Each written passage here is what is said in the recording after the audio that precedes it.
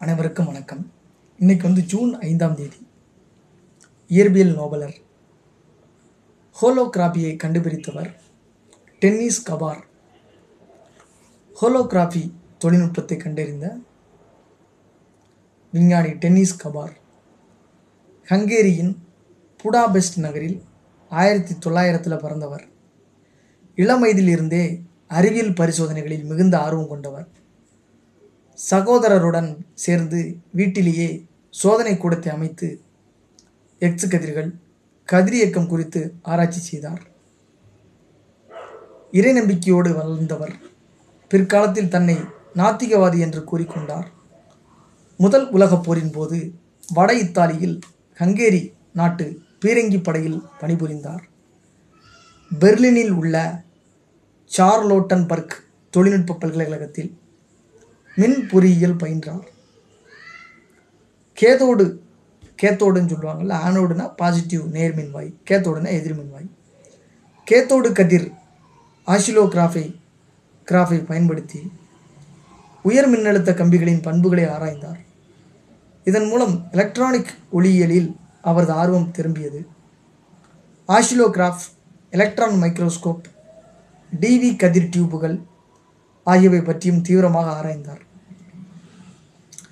1927 முனைவர் பட்டம் பெற்றார்.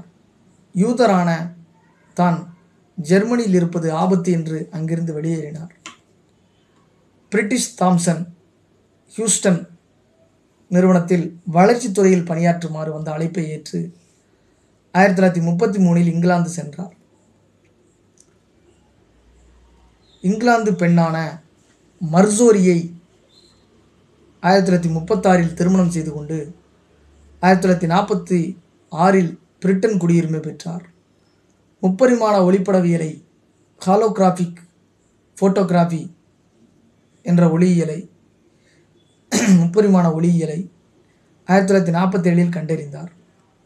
ஆனால் 1960 லேசர் கண்டுபிடிக்கப்பட்ட பிறகுதான் இது வெளியிடப்பட்டு வர்த்தக ரீதியான பயன்பாட்டுக்கு வந்தது. ஹோலோகிராஃபி என்பது ஒரு பொருளில் இருந்து வெளிப்படும் ஒளிக்கதிர்களை அதன் வெவ்வேறு தோற்ற வகைகளில் பதிவு செய்து அப்பொருட்களின் அசைவுகளை முப்பரிமாண தோற்றத்தில் காட்டும் தொழில்நுட்பமாகும்.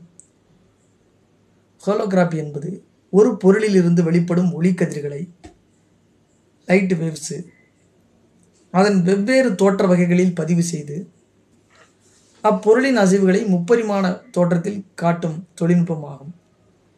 இந்த தொழில்நுட்பம் மேட்ரிக்ஸ், அவதார் போன்ற புகழ்பெற்ற ஹாலிவுட் படங்களில் பயன்படுத்தப்பட்டது.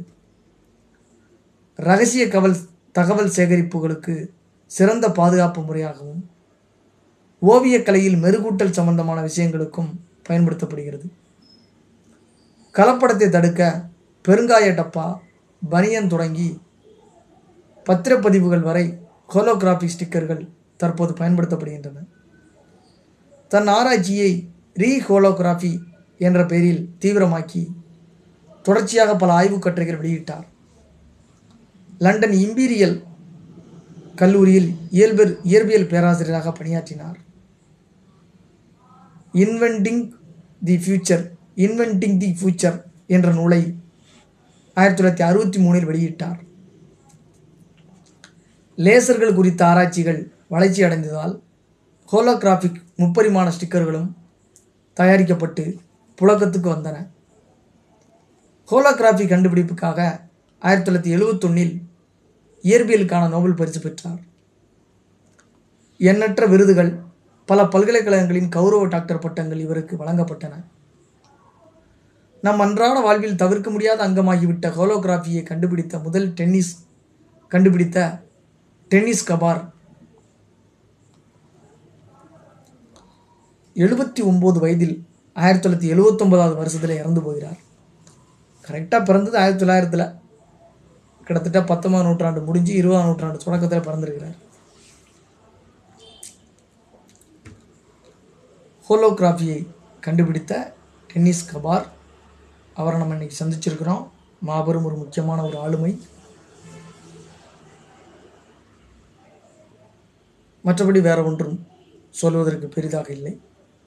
ஹோலோகிராஃபிக் ஃபோட்டோகிராஃபி என்பது ஒரு முக்கியமான ஒரு வார்த்தை. நன்றி, வணக்கம்.